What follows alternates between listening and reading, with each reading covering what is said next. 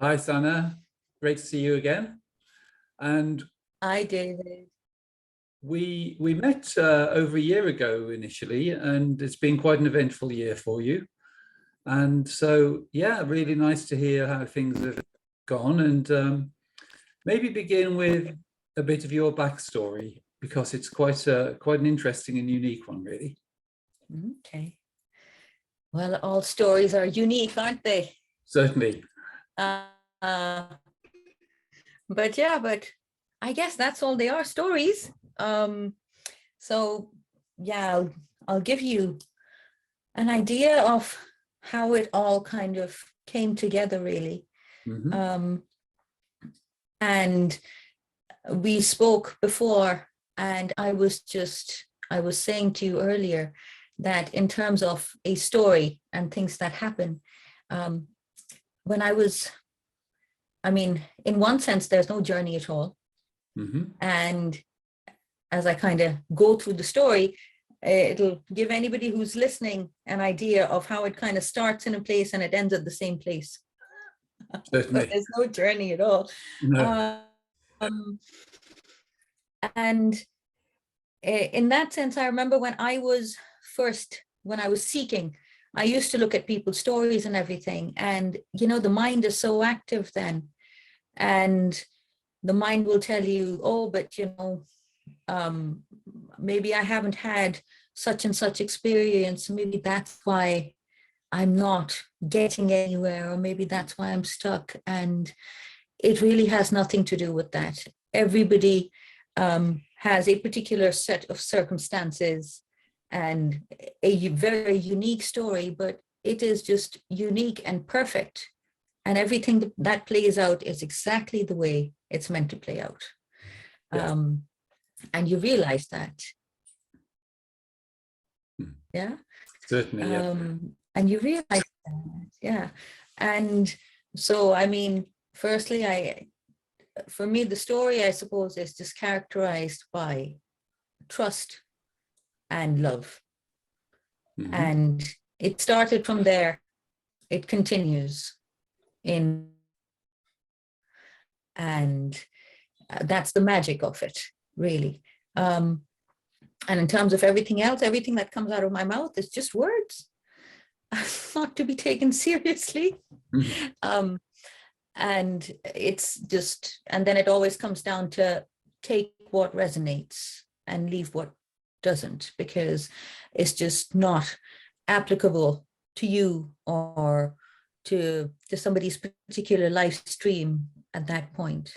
But one thing that I have learned through the journey is that everything, doesn't matter how disastrous it seems at that point, it's exactly perfect. Mm. It's exactly perfect. Um, so in terms of the story, I was born in Pakistan. I'm Pakistani by origin, and I lived in Pakistan till I was about 19. And when I was a child, again, like any other, mm, you know, mm, upbringing in that sense, secure family, I would say Hmm. it was a secure family. Um, and I grew up in an environment where my mother at a certain stage became incredibly religious and my dad was not.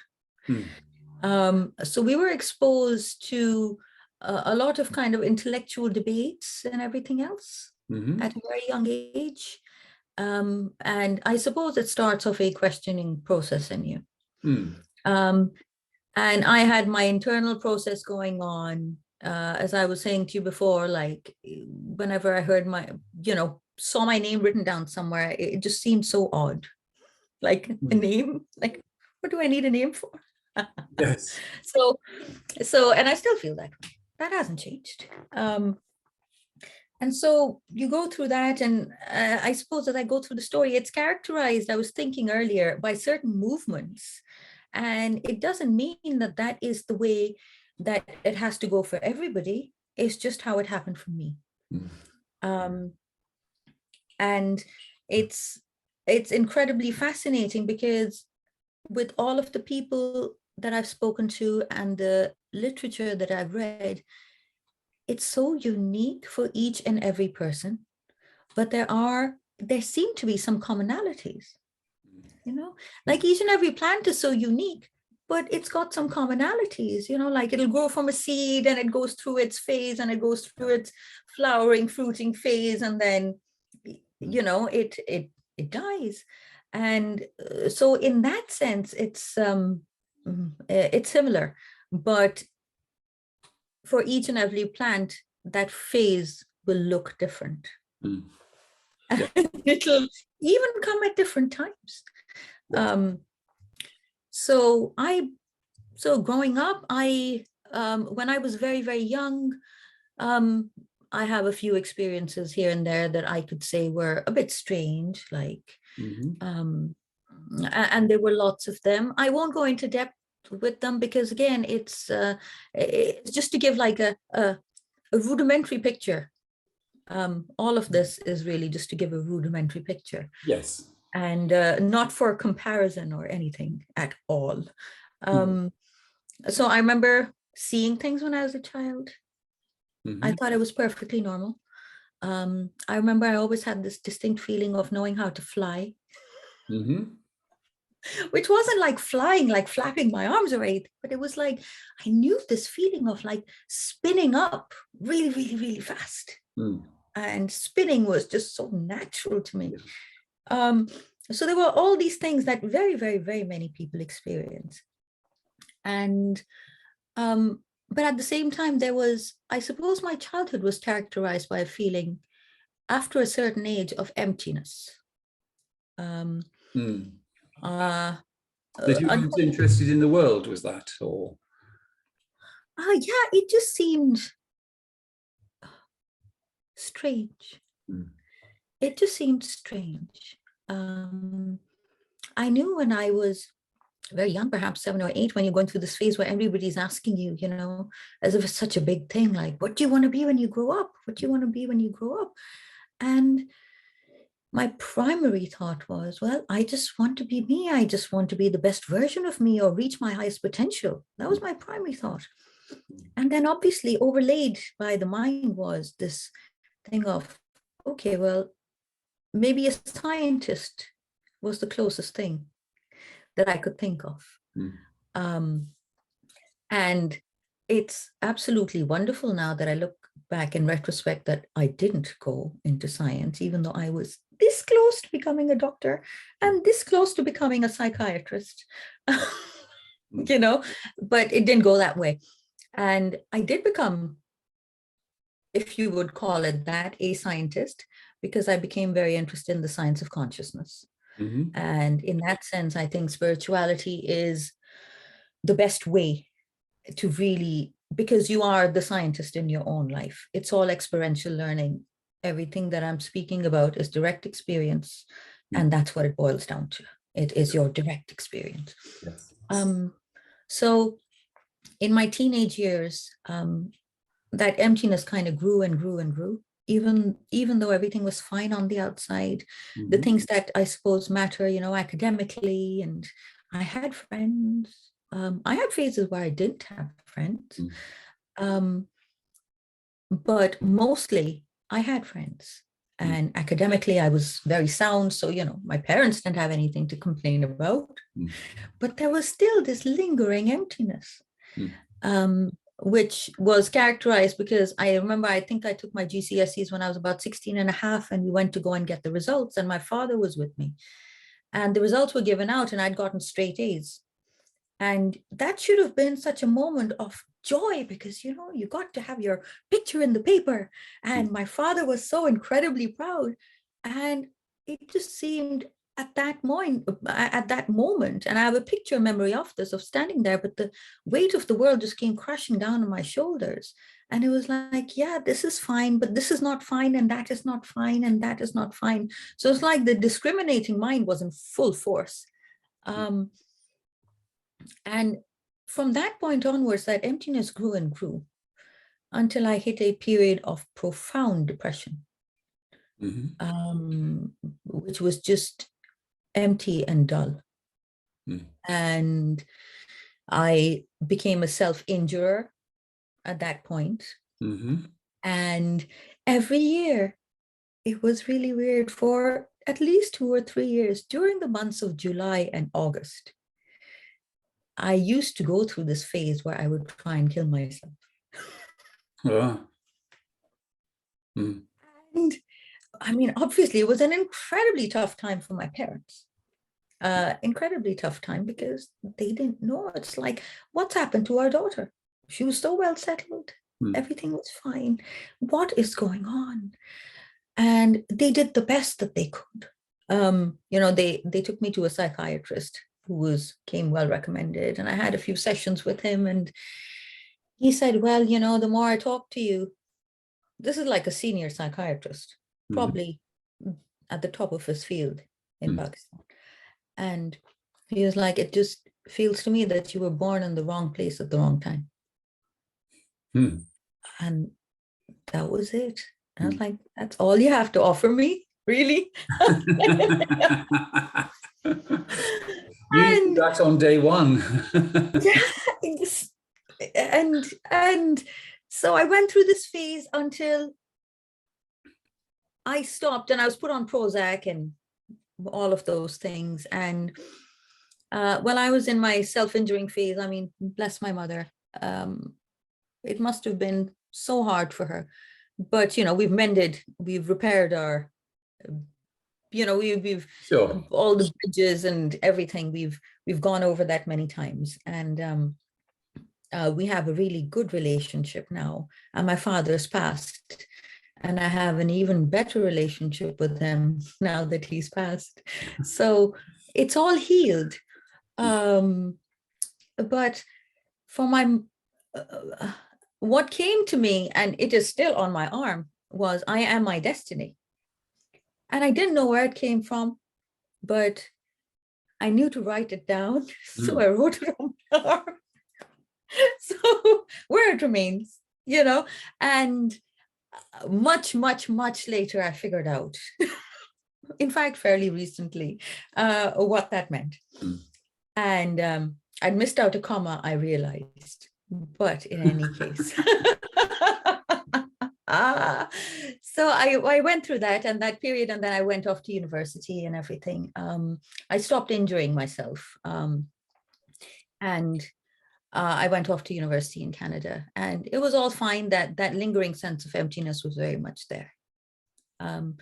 And even though I suppose you could say I had been because my mother was into religion. So I went that way, and I was quite into religion. But somewhere during my late teens and early 20s, it was like I decided to let go of all of that altogether. So my university phase was characterized by completely letting go of that. When people spoke to me, they'd be like, okay, so, you seem like a very spiritual person. And that always took me by surprise, because it was like, but I'm not. Like, there's no part of me that is spiritual. And when people used to ask me what, where I was from and everything else, I was like, well, I was raised a Muslim, but I don't really identify with that.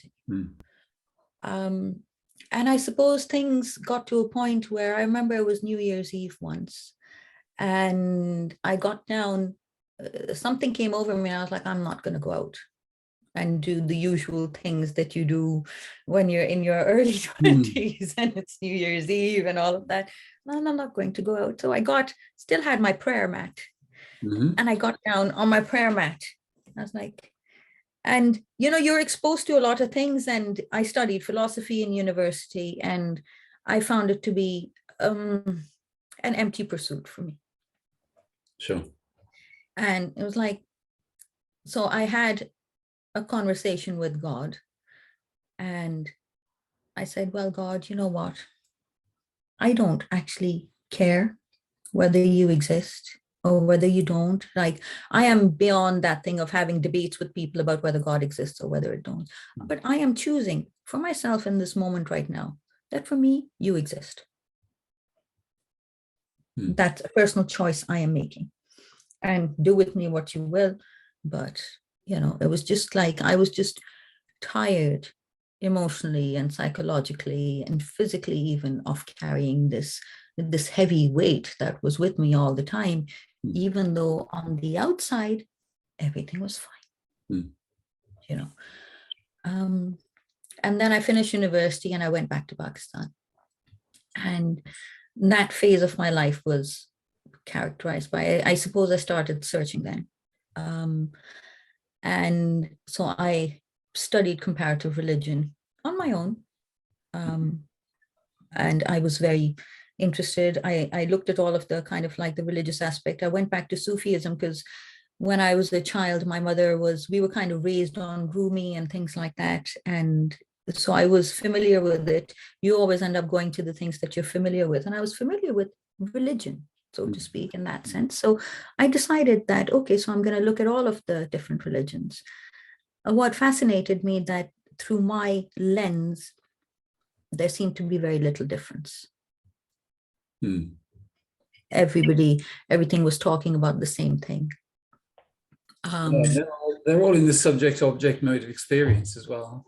Yes, absolutely. Absolutely. All in the subject-object mode. And so it didn't really fulfill me. So I went on a religious stint for a few years. I kept doing that. And meanwhile, there was a process of slight refining maybe going on. And then another phase started where I got married and I had my first child. Got really busy. Life happens. Things happen. You get really busy. So all of that kind of went by the wayside.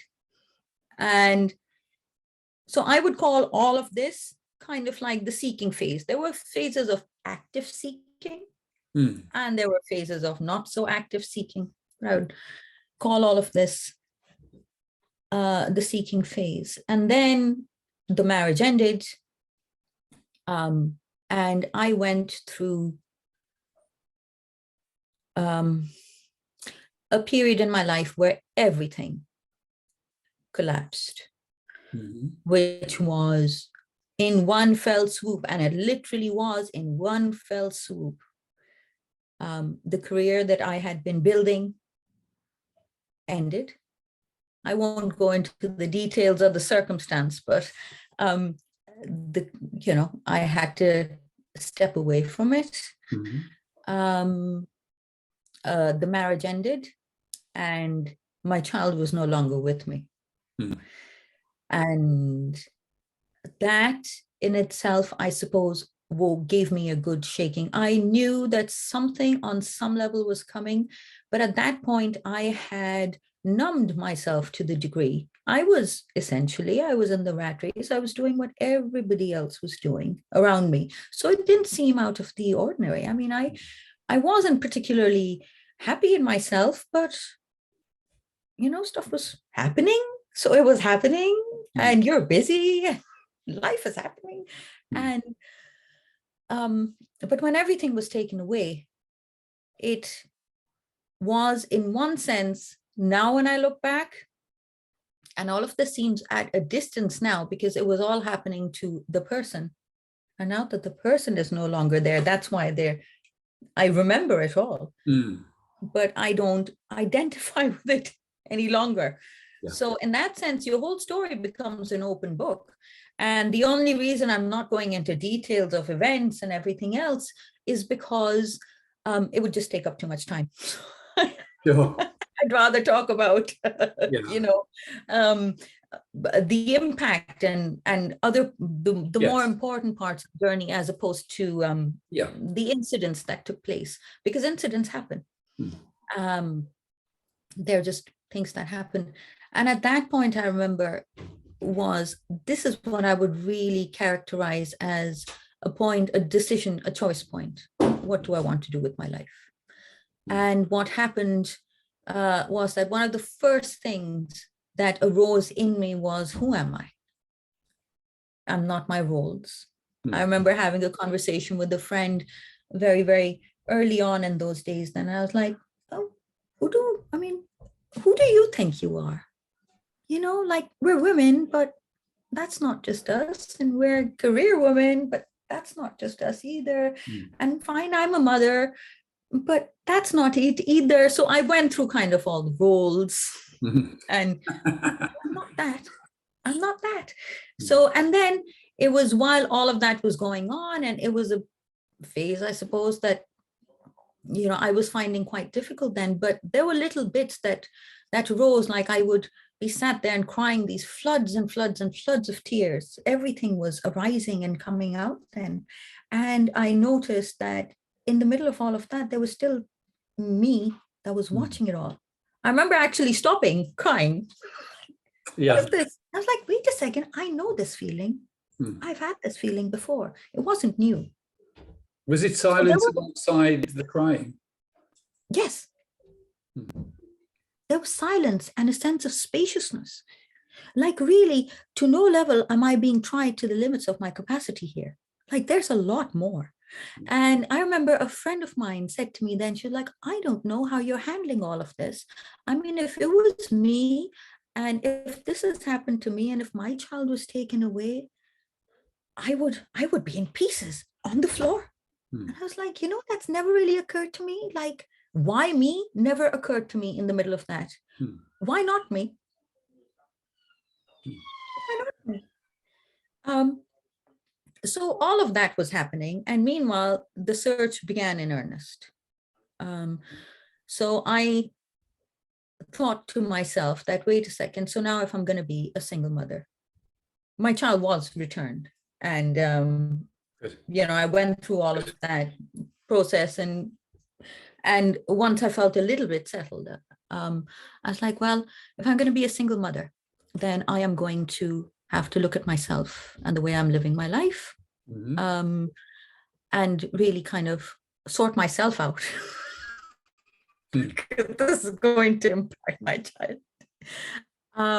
So in that sense, my child kept me very grounded, and it was a lifeline for me.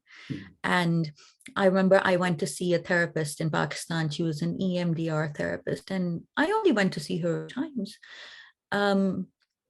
And she said to me, and even in the middle of all of that, I was looking at things like forgiveness and, you know, everything that needed to be done. And I was like, you know, there's the me right now that feels a lot of things and is going through all these motions, but there's also a me that has forgiven.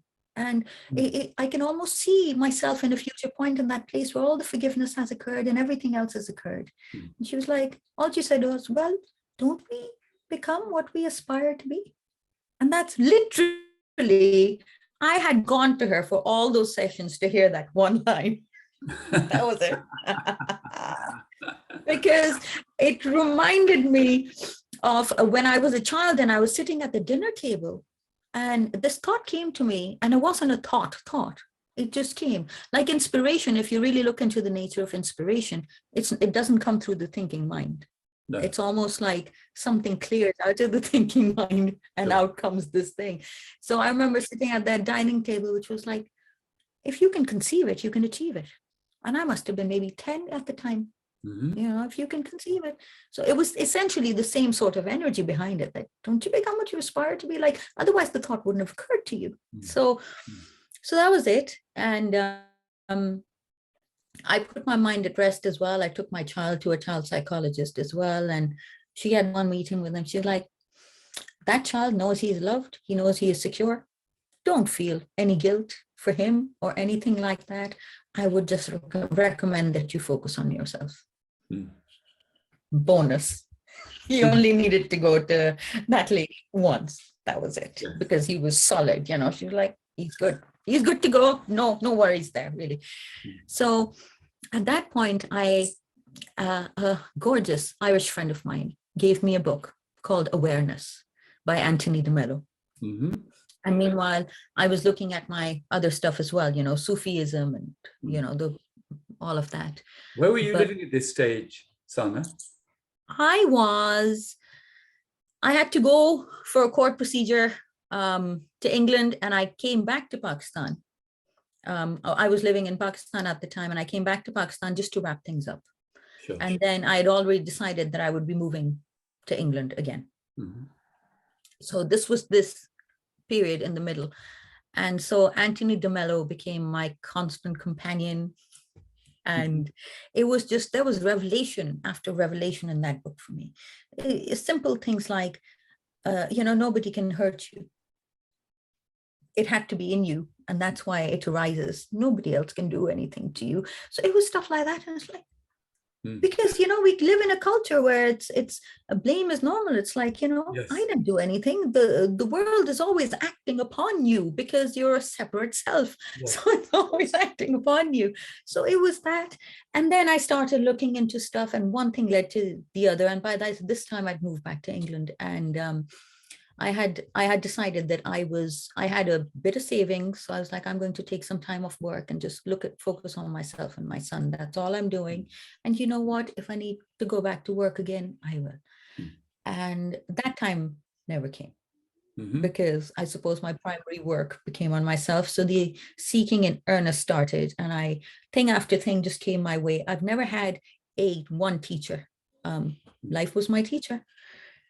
And it was trust and love, trust and love, trust and love.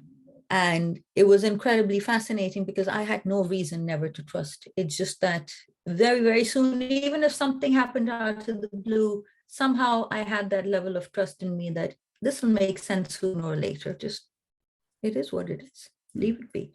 So I went through many emotions, and that seeking phase lasted for a while. And this was a period of refinement when you're letting go. I remember I used to say during about that period that it was literally like, breaking your arms and legs with your own hands, because it was, there were many seasons in one day, and you are literally looking at your world and you're letting belief systems go left, right, and center. And the perception that you had, the way you thought the world worked, is no longer there, and you're finding yourself in this void space where everything is just going left, right, and center. And it's a process of refinement, really. And then I came to a place. Sorry? Were you looking at any other teachers then? Oh yeah.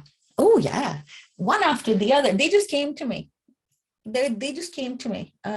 So I started looking at Anthony de Mello, and then I was like, oh, I wonder if his stuff is on YouTube. And once you enter the world of YouTube, so it was like the world opened up. There was Alan Watts, there was Ram Dass, there was Bentinho Massaro, there was Eckhart Tolle, lots of them. And each and every one of them was saying the same thing, but in their own unique way. And I remember at that point, because I was listening to Ram Dass a lot and reading books and whatever I was doing, I came across his reading of the Shin Shin Ming, and I had that on repeat.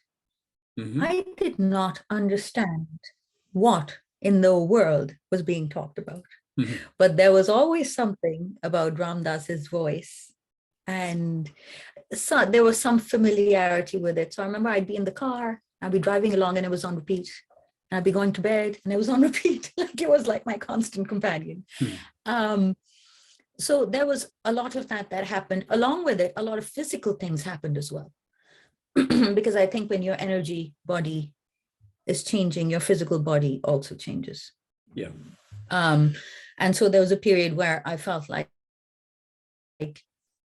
my eyesight was going, and then it came back with full force, like 3D vision. And so there was a lot of strange things happening, but I never really questioned them. I just, again, trust. I was like, well, it's happening, so it's happened. I mean, if something really serious was happening, I probably would have gone to a doctor, but it was, it was just like, it came and then it went. And when that happens enough times, you learn to trust it. Yes. So there was all of that happening. And then I think I stepped into another phase of the journey. I mean, which was incredibly wonderful and beautiful. And it seemed like a whole vista had opened up. And it was characterized by love. And I think I remained in that for about 1.5 years or something like that, where there was the experience of oneness and openness and joy and no stress.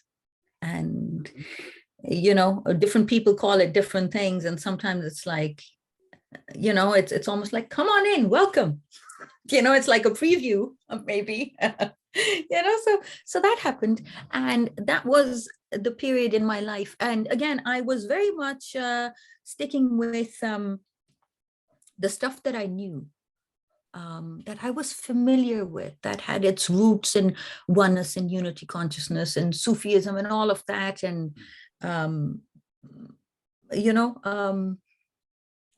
Ramdas and people like that, they never strayed far from it, which was beautiful and lovely. And then around that period I was incredibly happy. Everything was light and it was wonderful. And it was revelations. And, you start getting in kind of downloads of information, which I remember used to initially completely wipe me out. They completely wiped me out. It was like the energy was like, because I hadn't been exposed to that kind of information in one go at once. So I'd just be flat out after that. And but it was a lovely period, and things were fine. And I was very blessed and lucky that I could totally focus on this. It was all I was doing was, and I had already made a commitment. I think I made that commitment very, very early on, sometime perhaps when I was a child, or maybe when I was born, that I was built for this. This is what I'm doing. There's no stopping here. Like everything else comes second. This is first. And I had totally kind of made peace with myself and resolved all of that. And at that point, I remember I was standing in my kitchen in this place. I have photographic memory of these incidences. So I remember I can take myself back in that sense. And I was like, oh, I suppose I could meet someone else now. Like, I'm open to it now, and I was in a pretty good place. And I think some part of me even then recognized that, if you're in a good place yourself, something good will come to you. Yeah. And that is when, this was 2016, and a friend of mine who had moved back to Ireland invited me to come visit her. And my son was with his father for Easter holidays, so I had a week or so. And I could have gone to other places. There were friends that were inviting me. One invited me to Paris, one invited me to Amsterdam. And I was like, nah, I feel like going somewhere where there's nature and things like that. So I ended up visiting Ireland. And I landed at the airport. I was Farranfore Airport in County Kerry. And I looked up at the sky. And I just felt this overwhelming sense of love and being home. I had never felt at home in a place. I had moments of feeling at home in myself, yes. And I was in a good place. But I was on a path. I was very clear I was on a path. But a place had never done that to me, even though I'd lived in different countries and visited them for work, but I never had that feeling anywhere else. So within 2 hours of being in Ireland, I decided that I was going to move here at some point. And that night, this friend of mine who had this whole agenda planned out, bless her heart, this itinerary planned out. And she was like, okay, we're going to a pub at night. And I was like, oh, can we please not? Like, can't we do this tomorrow? She's like, you can't come to Ireland and not go. No. Did you have a Guinness? No, I think I'm not a Guinness drinker. I had some wine, but no, I'd already tried Guinness in Canada, and that it wasn't for me. So anyway, so we go to this pub, and the music was just incredible. It was fab. And I've always been a very musical person, being exposed to many different kinds of music, and music has a very physical, visceral effect on me. And that's when I met John, because he was playing. He's a percussionist. So we became friends, and that's another part of the story. I'm not going to get into detail. And I didn't really recognize what had actually happened at that point. Apparently people around us did. But, I wasn't really in it for that. So this continued. And after I met John, some sort of an energetic happening took place, because something else opened up. I don't know how. I don't know why, really. I could ascribe a story to it. And that's when I started, spiritually, my horizons kind of opened up, and I started getting into the energetic nature of things and why things might happen the way they happened. And I really started perceiving energies and feeling them and all of that. I had no experience of that before. I started getting energetic downloads, and this period was characterized by a lot of kind of spiritual experiences and all of that, stuff. And meanwhile, John and I kind of continued talking, and, we became a couple after a while. So this is still, I'd say, and then came a period of profound integration, when life then started presenting certain circumstances. There was still stuff that needed to be resolved and to be cleared up, and fears and all sorts of things. So I had been in a honeymoon period with myself for about 1.5 years.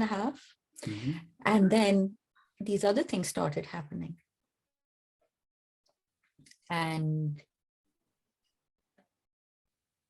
because the discriminating mind was still very much alive and well at that point, you start wondering, well, I'm in a really good place. Why is this happening?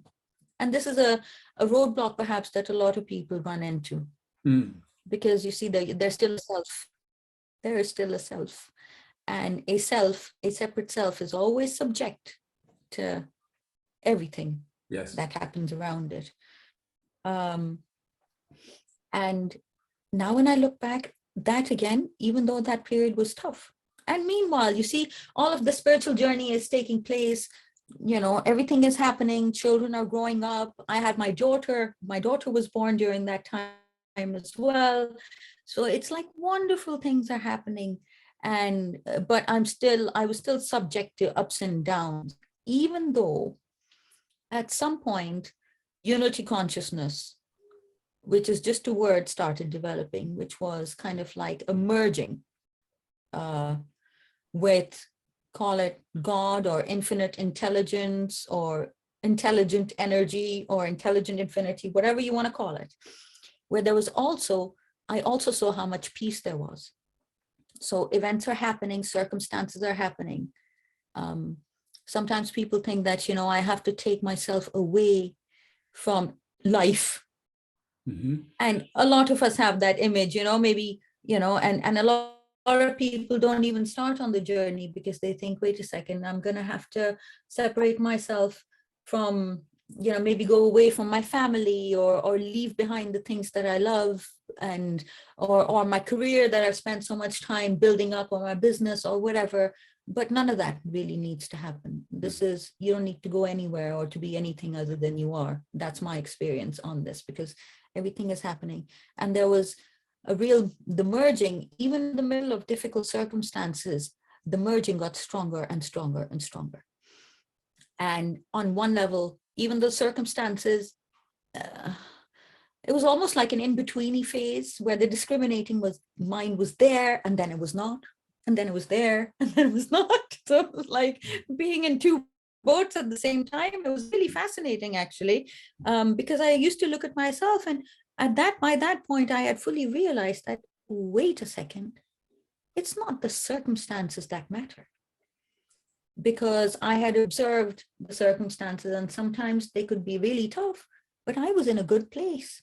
So nothing seemed out of the ordinary. It just seemed perfect and fine. I was like, yeah, sure, I can handle this. And sometimes things could be just fine, but if I wasn't in a good place, it could seem really empty and dreary and tough.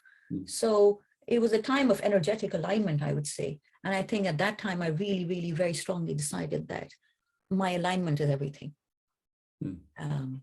It's really, really important. And it was also a time of merging. So, and after that, we moved to Ireland. And incredibly fascinating phase, because I'd say the merging had occurred, but it was still, like you said, it's still a subject-object relationship. Because you merge with the object of your love, you know. And we moved to Ireland, and because Ireland, and I adored this place, and I knew even before we moved here, on some level, I knew what would happen. For the first 6 months or so, I was turned inside out. All of my fears, the residual fears, anything that was left, fully came up to the surface to be cleared, like deal with this, sort this out. So meanwhile, this is a refinement process that is going on of a person. And things are coming up to be cleared. And everything else is going on meanwhile. And I just started, then at the beginning of the year, and this would be 2019. 2020, the year COVID happened.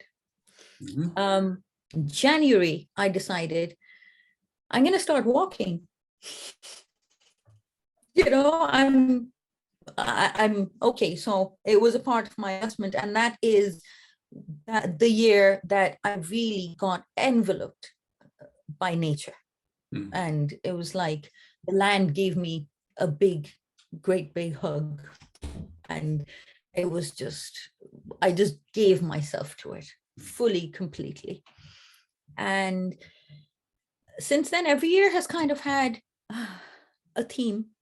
And that year, it just came to me as I started walking, that this year is, I fully learned to be in the present moment. So that year I spent practicing being in the present moment. And we were really, really well situated for all of the lockdown period during COVID and everything else. And we were in the countryside. I was happy growing.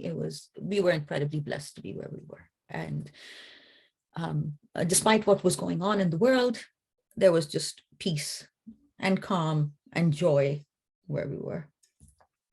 And the next year came around, and it was the same thing. And meanwhile, I'm just totally immersed. It's like everything is coming and going, things are happening. So it's that period. And then the next year again, started walking again. Well, I never stopped walking, but the thing came to me, and the next year, which was like, okay, let's give the mind a rest this year and focus on intuition, you know, developing intuition. So like, cool. Whatever came, I just accepted it, really. It was, in one sense, it was a journey in complete innocence. Like, I trust everything that's happening. I felt all this love in my heart, and but things were flowing. So I was like, let's go with the flow. So that was the year of developing trust and intuition. And again, things arise here and there. Life never leaves you. I mean, everything changes with change. So I had already decided somewhere along the journey, I can't pinpoint when, that, okay, fine, whatever happens, happens for good. And I'm just going to flow with it.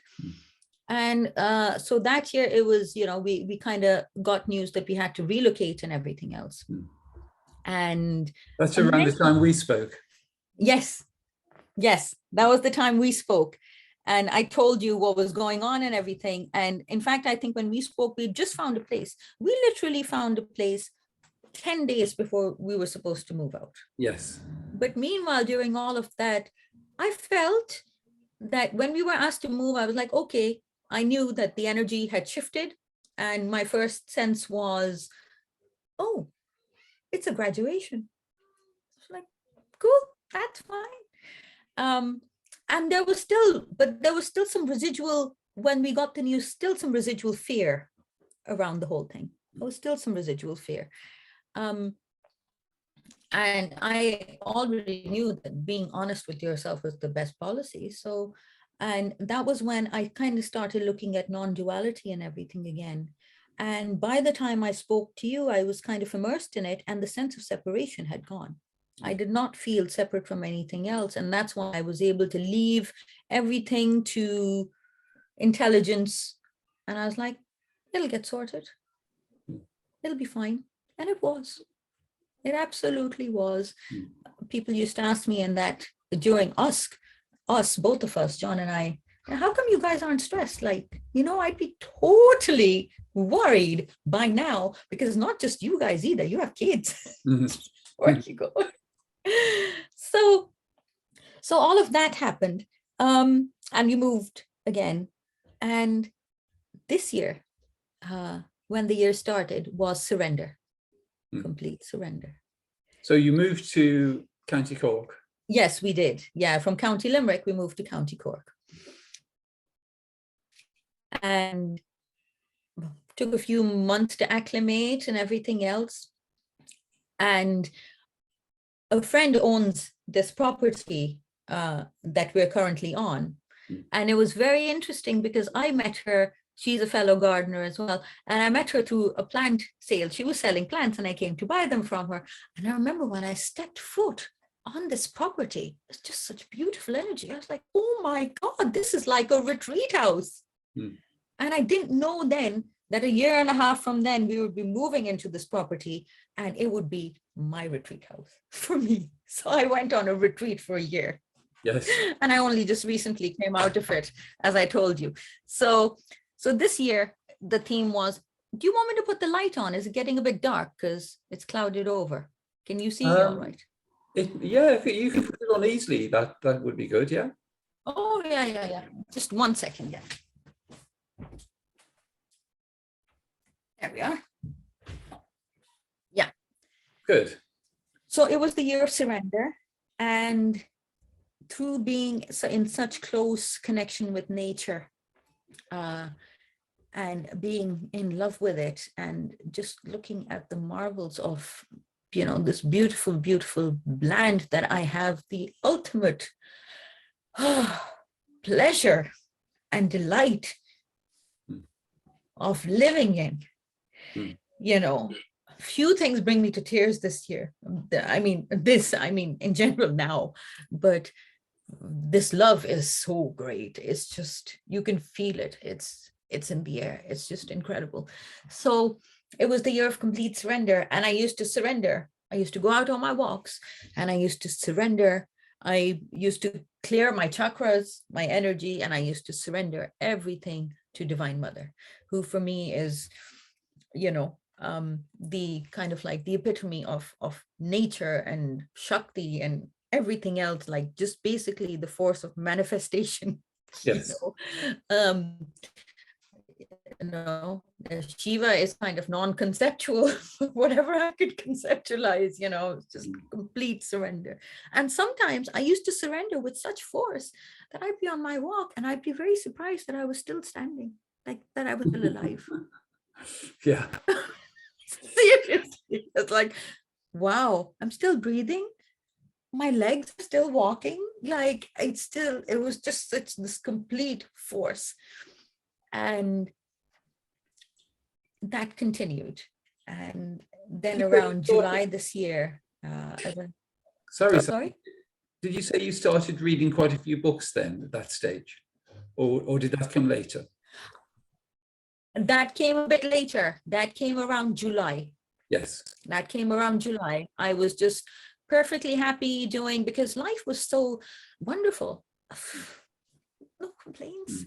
Things come, things go. And, because I had stopped paying attention to circumstances, because circumstances don't matter. Only your state of being matters. Yes. So circumstances happened. I suppose if I spoke to somebody, they would say, oh my God, nothing is wrong in this woman's life. It is all wonderful.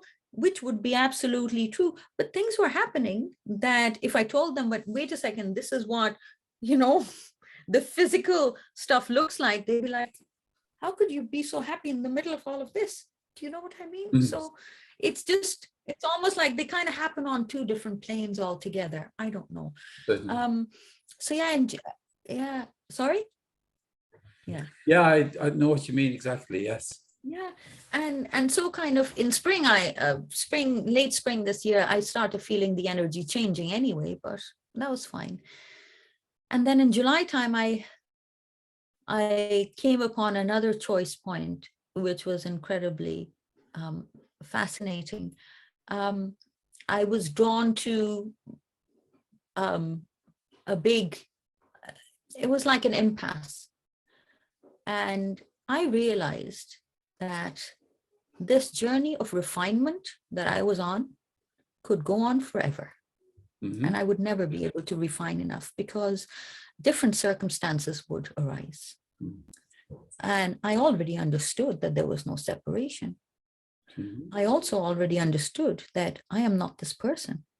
Mm-hmm. But there was still a veil, a very thin veil. It's almost like a bubble. The inside is the same as the outside, but there's a very thin little bubble there. little bubble there. And I was drawn. So because I was so used to surrendering, I again surrendered with all of my force. And I was drawn to read stuff on non-duality again, which I hadn't really looked at much since last year. And during that process, somewhere the bubble went pop. And with it went the self. And it was like I was saying to you before, like Bernadette Roberts describes it. She calls it the reflexive mind. You could also call it the self-referential mind. Yes. Whatever you want to call it. She called it, it's almost like the mind is bending over itself, and it's like there's a thought process happening here, and then the mind is running a commentary on that thought process over here, and there's still a level of maybe judgment, and there's all sorts of things happening. And that just went along with it, complete identification with thoughts. It was just so I woke up one morning and felt that something wasn't there. And it had just gone. This was in July of 22. Yes.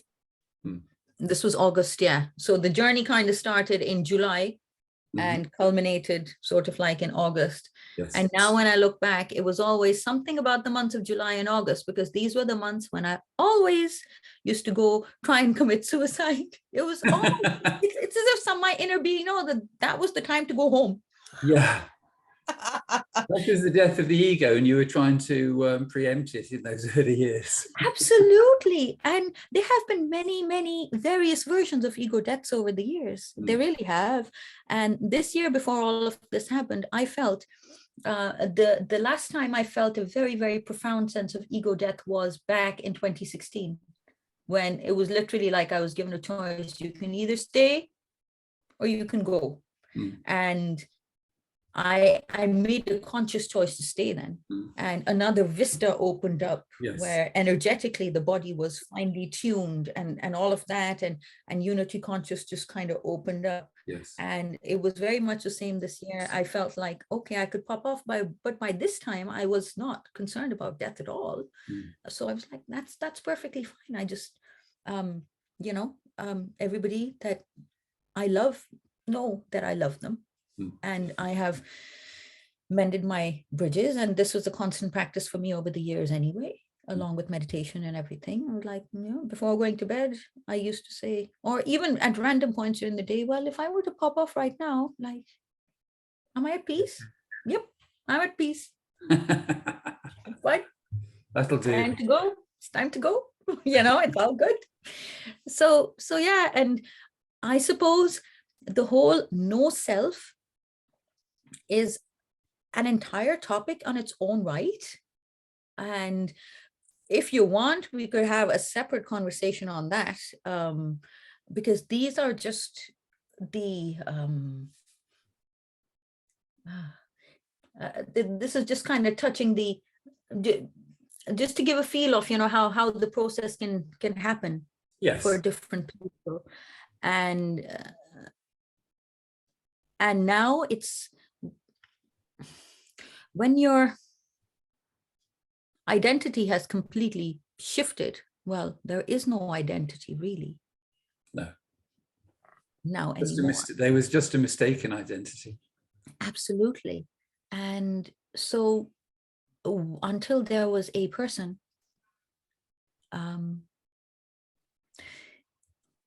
one could say that, okay, fine, I took certain steps.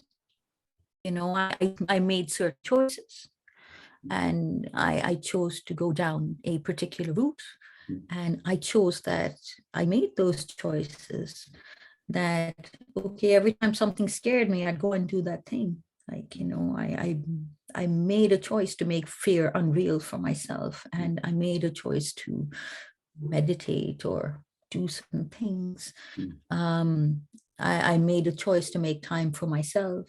And the more somehow I made those choices, the more the universe kind of takes a step towards you as well and makes them easier. Yes. And I was given plenty of opportunities to try and test, trial and error, trial and error. So you do become the scientist of your life. Yes. You know, it's like, and I made a choice to treat life like as an experiment. And some people might think, oh my God, that's a really kind of ridiculous choice to make. Like there's a lot at stake here. Mm-hmm. But I always had that resonating feeling of I was built for this. Yes. And you've arrived at quite a simple space, haven't you? Because you love nature, you love the garden, you look after your family. John, your partner, is he was born enlightened, I think, wasn't he, John? So he's just let you get on with it, really. When I look back now, yeah, he lets me get on with it, and I joke with him and I say, you're like my playground. Because I have learned so much being with him. Just the innate sense of spaciousness that somebody who is in their natural self has. And I needed that space, and just the openness with which, because John, I suppose, quote unquote, spiritual was not a thing in his vocabulary. You know, it was just completely. So for somebody to be going on and on and on, and as you can tell, I'm quite effusive, and you know, and I have long periods of silence as well. And you know, it's where I don't talk at all. I don't feel the need to talk. But when it flows, it flows. And for somebody who's hearing all about this, I mean, he would ask questions out of genuine curiosity, but it was never, because he had no concept for it. He had no conceptualization for it. So there was nothing that, you know, there was no head-on collisions. I mean, we both have fairly interestingly fiery temperaments at times. Don't get me wrong. We have our moments. But there was, in terms of that, it was just an open space where I could express freely. And just the sense of spaciousness, like everything can be going on around you. And my father was very much like that as well. And it's very, very interesting when I look at the similarities between my father and John. It's just kind of mad. But so yeah, it's just this sense of spaciousness. And now everything's changed, but nothing's changed. Yes.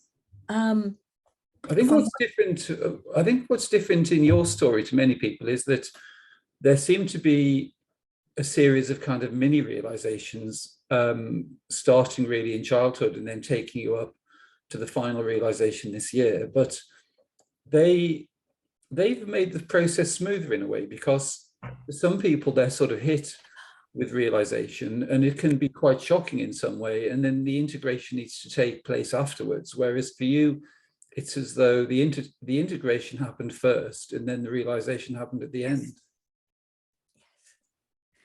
Absolutely. Integration always needs to take place, because what does realization really mean? Mm. You know, if there isn't going to be, you can experience a sense of no self. Mm. But how is it translating into everyday life, every moment? Mm.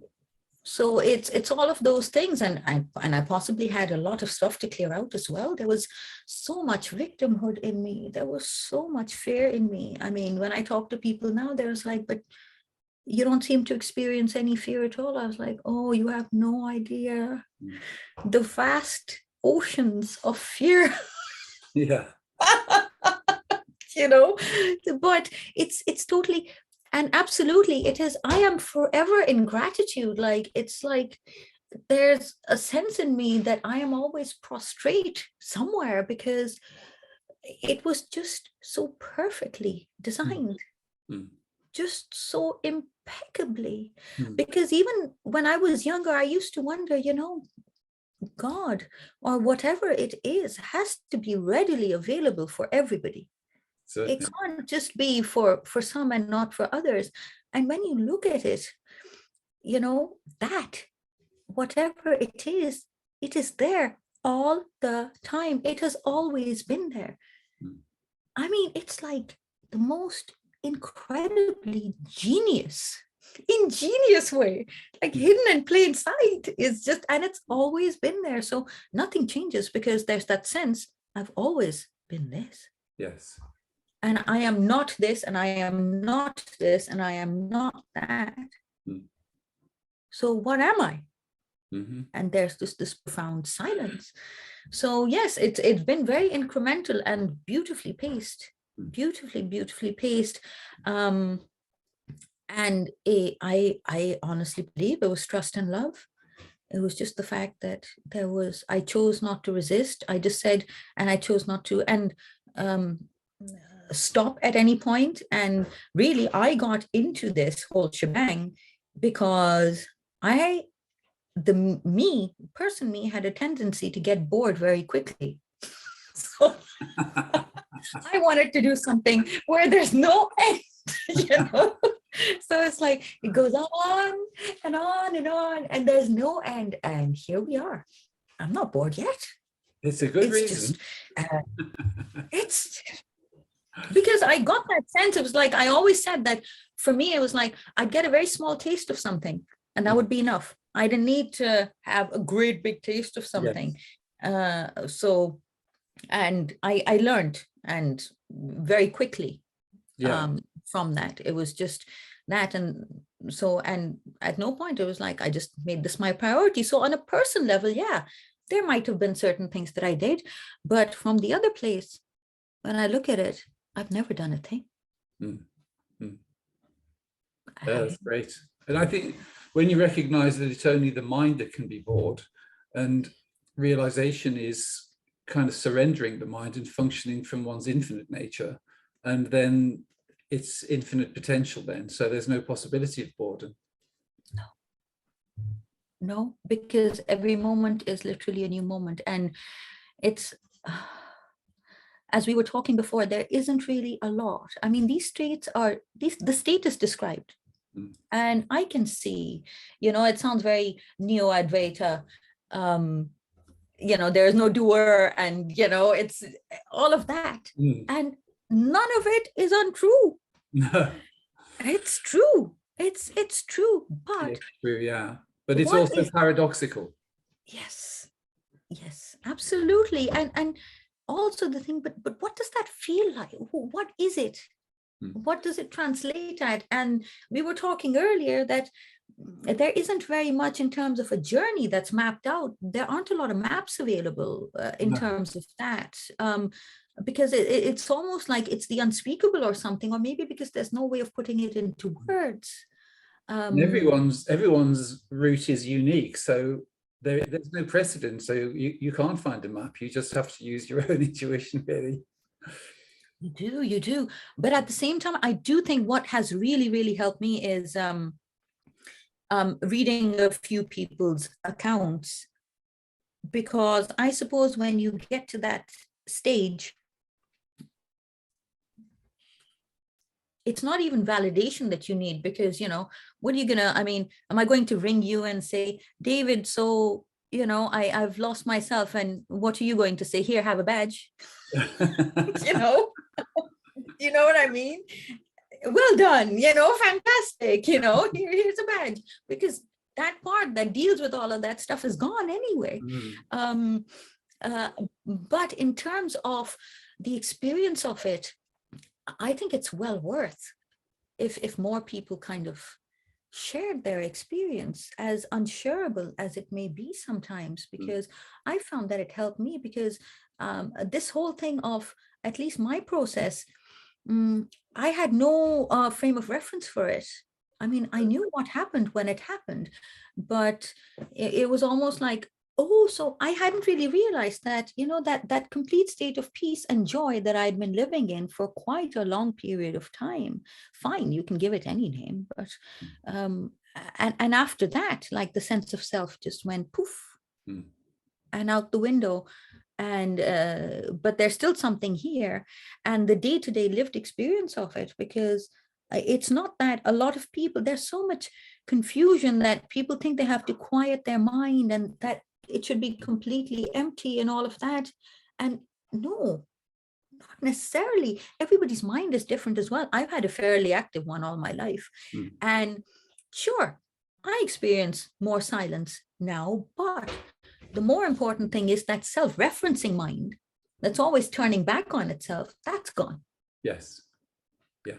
And there's a sense of it's always now. You're always in the now moment. It's always now. Even if you're thinking about the past or the future, they're kind of like faded away images from another lifetime. But you know that you're still in the now, and there's nothing that can take you away from the now. No. Ever. So it's just like, it brings with it the sense of stability and the sense of like a granite-like peace underneath that is unshakable. So there's all of that, and there isn't really very much that's written about that, or spoken about that, or the journey itself, that could perhaps help people. Yes. Well, I'm really lucky having, conversations with lots of people, because I think the more accounts there are of realization, then the more possibility that there'll be somebody that you resonate with, that will hasten the process. And so that's that's the benefit, really. But you never know how that's going to work at all. You don't. And it's just, and realization, I mean, it's wherever you are, you can't see beyond that, you see. So I have no idea what's next or how this plays out. I just know that it's never ending. Yes. I have trust in that one. Yes. And different people might like, people get off on different stations on a train. Some people get off on one station, some people might get off on another one, or get back on again. You don't know how it is. So it could be a series of mini realizations, at least it was for me. And this could just be another version of a mini realization. I mean, there is no finality to this, but it's incredibly fascinating. And I think in one sense, this might just be a completely new beginning as well, to what does it mean to live life now without the self? How's that going to play out? I don't know. I have no idea. I'm just taking it day by day, moment by moment. And right now, this is all that's happening. Yeah. But this doesn't mean that, and people have so many fears about it. So wait a minute, if you don't have that, how do you continue with life? And, what happens? And, But fortunately, we're not responsible. It always presents itself. Yeah, absolutely. Yeah. But it's almost like one of the biggest things, biggest decisions I made was to take ultimate responsibility very early part of my journey. And I always used to say, you take your responsibility first. And responsibility goes nowhere. In fact, I personally am finding, as I'm kind of charting my own thing and looking at my own life as my own life scientist, is that everything gets done better. Yes. Because there's no noise. There's no noise, there's no brain noise, and all that is being done, and it will get done. And really the body will just get up and do it without any, without the mind ever being involved. You know, everything will get done, even the most complex tasks. I'm finding it when I'm reading something, it's just completely clear with another level of depth that I didn't quite perceive before. So it's just incredibly beautiful. So it's kind of like even before, because I mean, one of my prayers since I was a child was, you know, I didn't want my personal will. You know, I wanted, like, you know, thy will be done. And it was, and I think my personal will got me to the point of when it merged with divine will. And then even when that goes, because one of the experiences that really stands out for me is, I told you, it was about surrender. And I remember after I had this experience and I kind of went to surrender everything to the Divine Mother, it was very, very strange, because it was like Divine Mother wasn't there. Yes. and there was nothing to surrender. Sure. And I suppose that would really confuse somebody, because it's like the loss of God in their life if you're attached to it. Yes. But I was like, that's cool. Okay, that's fine. You know, and it doesn't mean you can't continue your practices if you want to. It's just that you're not attached to anything. No. So in that sense, and one of the beautiful things that another teacher, Suzanne Marie, said, she was like, in unity consciousness, there was still a landing place. There's a place that you go to, that you can go back to. And when your sense of self falls away, there's no landing place anymore. You are totally in the unknown all the time. And there's a beauty in that. So it might catch somebody unawares perhaps, but it's all part of the process. Just trust it. Just trust it. It's just going and just trust. So it's just no place to land anymore, which is perfectly fine. I think Jesus says something to that effect, didn't he? Something like, Son of Man has no place to lay his head, or something like that. So it's an ongoing process, and it's fantastic. But again, nothing's changed. There's no big thing that I had in my head. It's not what I thought it would be like, because that was just a mental image and that's just a concept. You know, it's self-realization, be like, you know. So it's the simplicity of everything being complete already, but also the paradox that it continually evolves, and that's the paradox really of just, you know, collecting whatever it is. And there's nowhere that we can kind of hook onto really. No, there's no place that you can go on to, and you let everything go and realize that everything is still there. And it was, that brings me back to that thing that I wrote down on my arm, which is, you know, I am my destiny. And I said I forgot a comma. And even I am, you know, I am that, I am, they're still concepts coming through the mind. Certainly. Even that, they're still concepts. And it's just like, I think somebody asked Nisargadatta how he would describe it. And he was just like, this is the most elegant, simplest way. He's like, nothing is wrong anymore. Nothing is wrong anymore. I can't go into the length and depth of how right it is, but nothing is wrong. And I think that's a great place to end our conversation. Absolutely. Thank you very much, David. Yeah, thanks so much. It's been Thank you. I really, lovely, Sana. Thank you. And yeah, it's great to well, your story is very unique. I love the multicultural aspect and just the way things are, but also Ireland's a very interesting place at the moment. So it's great that you've landed there.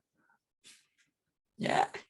Well, you know, I haven't done a thing, so Oh, we go where we're taken, you know. yes. But yes, absolutely. I'm hoping to we are relocating again. So once we move into our place, I'm hoping to maybe, I don't know what will happen, but hoping to have people over and just create a space where perhaps we can get together and share and talk about things like this. So, and if anybody else who's in Ireland would like to get in touch, please, you know, you can pop my email address I'll certainly do that. in the Yeah. description, whatever. Yes. Because I'd love to hear from other people. I love Yeah. people, so it's just, so it would be lovely. Thank you so much for your time, and thank you for suggesting this. Well, yours too. Yeah, it's been so nice. Thank you. Yes, and if you want to do another one on just focusing on no self, I'd be happy to do that as well. We'll see how it goes. Great. Thanks so much, Simon. Okay, take care, David. Thank you. You too. Take care. Love you a lot. Yeah, Bye-bye. you too. Love you too. Bye bye.